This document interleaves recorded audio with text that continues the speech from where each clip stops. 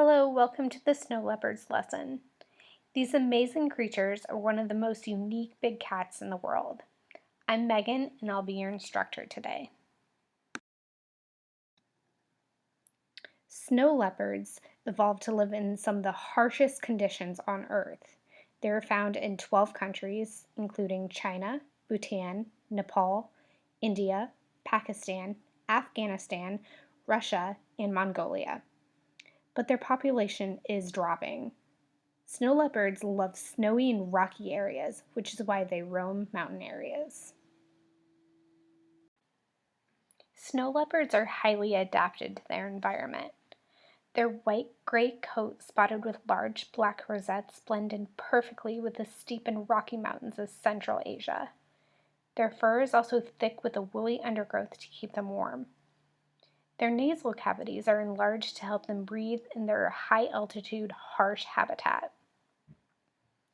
The snow leopard's powerful build allows them to scale great steep slopes with ease. Its hind legs give the snow leopard's ability to jump 6 times their body length. Their forearms with large paws aid them in walking in the snow, much like snowshoes.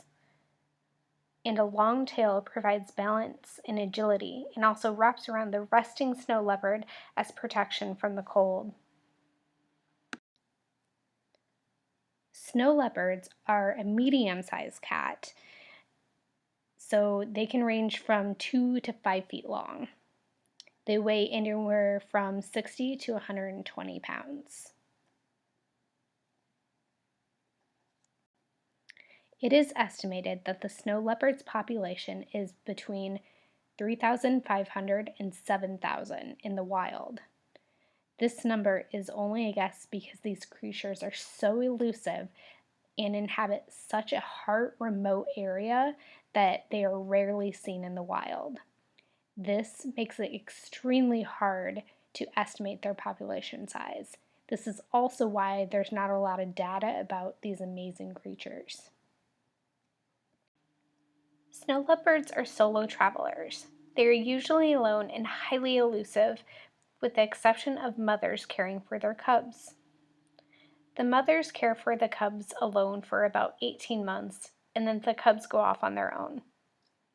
Snow leopards can be found during the day and night, but they are most active at dawn and dusk. Snow leopards are not known to be aggressive towards humans, but they will protect themselves and their cubs if they feel threatened. Snow leopards play a key role as both top predators and an indicator of health of their high-altitude habitat. If snow leopards thrive, so will countless other species. Snow leopards, like all other big cats, are carnivores, which means they eat meat or other animals. They typically eat goats and sheep, but they are also opportunistic hunters, which means they'll eat pretty much anything around if they are hungry. This can include livestock, marmots, large birds, and hares. Although the snow leopard has recently had its status changed by the IUCN from endangered to vulnerable, snow leopard populations are still in decline.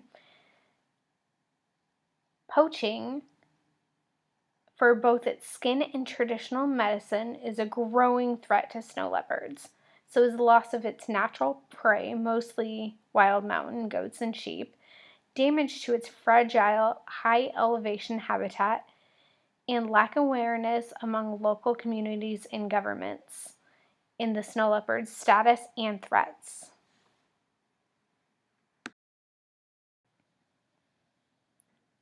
The sole predator of snow leopards?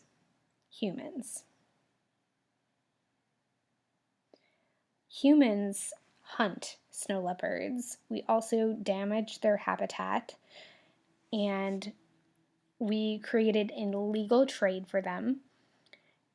And we have also induced climate change, which is threatening their habitat. There's also something called a retaliatory killing, and basically this means if a snow leopard damaged property or perhaps it was hungry and ate some livestock on a farm, a farmer would decide to get rid of the snow leopard because it damaged its property and or ate its livestock.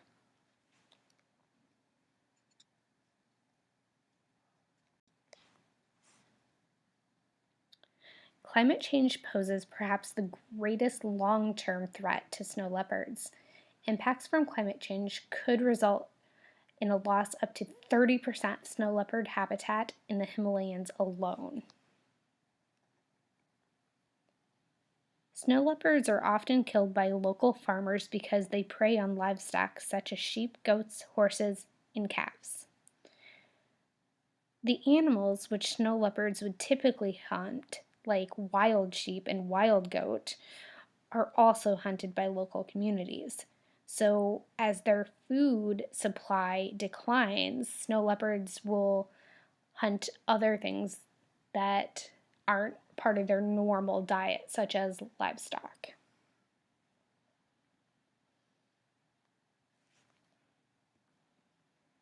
The snow leopard habitat range continues to decline from human settlement and increased use of grazing space for livestock. This development increasingly fragments this historic range of snow leopards. Their wild prey has decreased as herding and ranching activities have expanded throughout their geographic range.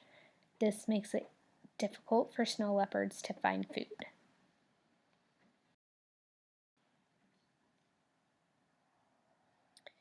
While it is not legal to trade exotic animals, it still happens, and snow leopards are no exception. Their bones and hides are sought after by hunters and poachers for illegal animal trade, and others may try to make them pets. While this is not as common with snow leopards as it is with other big cats, such as cheetahs, it does happen.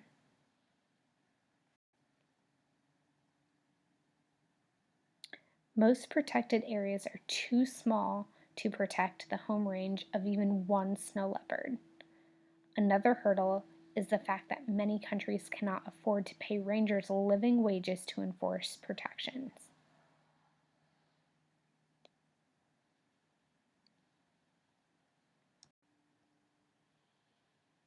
Herders living with snow leopards sometimes do not understand why they are important elements of the ecosystem and why they need to be protected. Sometimes there is also no support in policies or in the organizations that help protect these animals. So, what is being done right now to protect these amazing creatures? Many nonprofits are working with people and governments to try to save these animals. The nonprofits focus on reducing human and leopard conflict and rural development, education for sustainable development, stopping mining in fragile snow leopard habitats, and the control of illegal wildlife trade. Many nonprofits, such as World Wildlife Fund, support mobile anti-poaching activities as a way to curb the hunting of snow leopards and their prey. But what can you do? There's actually a lot you can do. You can keep learning about these amazing creatures like you are today and educate others on the issues. Because if people don't know about something, they're not going to care about it. Support organizations like World Wildlife Fund who protect these amazing creatures. And if you're interested in it as a job, you can choose a career where when you're an adult to help these amazing animals out. Thank you, and check out the other resources on the PDF attached to the email. Next month, stay tuned. We have a bunch of other events coming up, including partnering with the Iowa City Parks and Recreation Department, as well as the Climate Action Outreach Division of the city, to bring you a virtual event on Facebook called EarthFest, and it is a family-friendly event, so make sure you like and follow it on Facebook. Thank you.